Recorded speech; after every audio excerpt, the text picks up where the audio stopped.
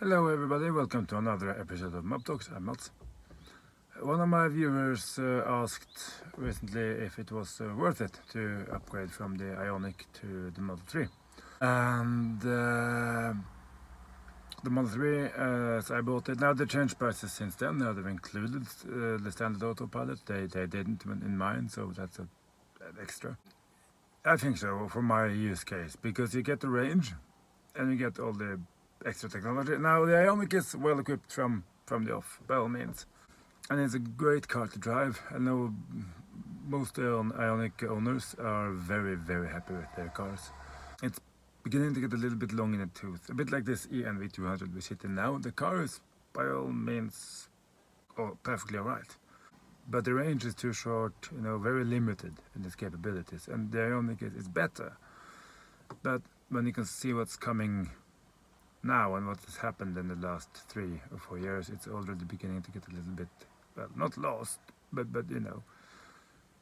that said, it's a car you can actually get your hands on.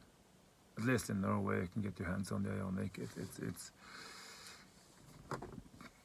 along with the i3 and a few other cars, it's actually possible to go in and buy one. You have to wait maybe maybe a month or so. It's a very short waiting time. If you want any of the more modern competitors, like for instance e-Niro or the Kona, or also the e-Soul, for instance, which are all great cars. If you think the Teslas are too big or too complicated, buy a Kona or buy the new Soul, for instance. Fabulous city car, because it is a small car, you can park it anywhere. But again, delivery. We know that's been a clamp on the foot of maybe particularly Kia Hyundai, because they make good cars and with decent range and good technology and all that, but they just can't deliver enough. And this isn't only for Norway; it's also in the United Kingdom, for instance, and other parts of the world. It is a problem that these are cars people want. You want a good, dependable car that fill your needs, and these cars do that for many people, but they just can't get hold of it.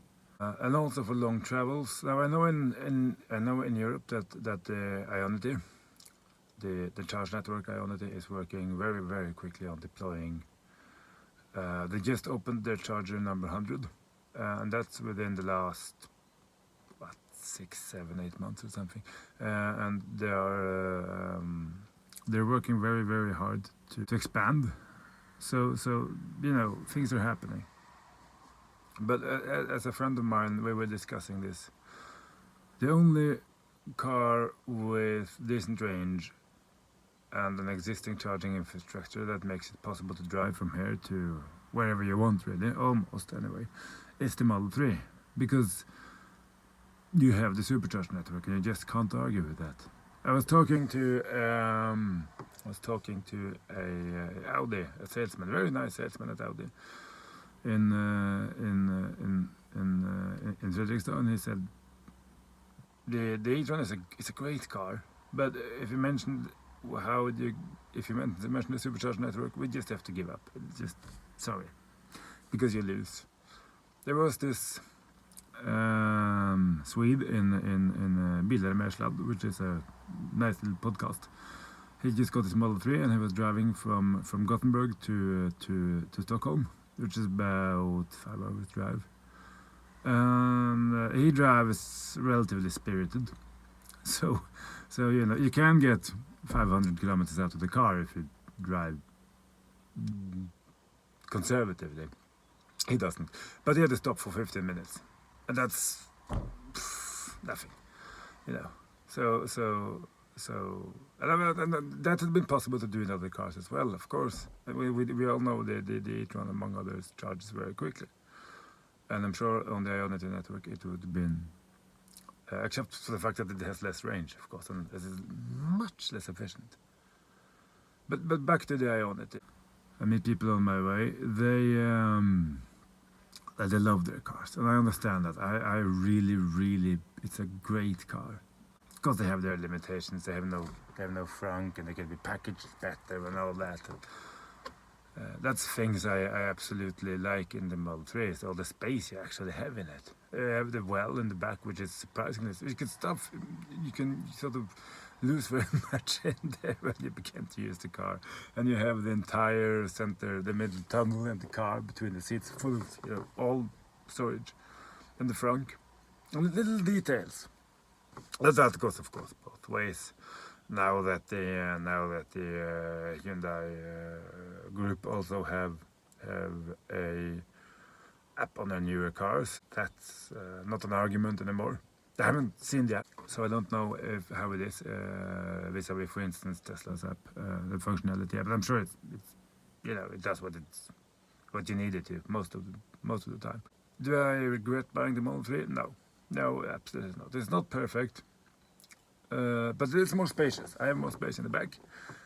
Because of the glass roof, it gives you much more headroom in the back.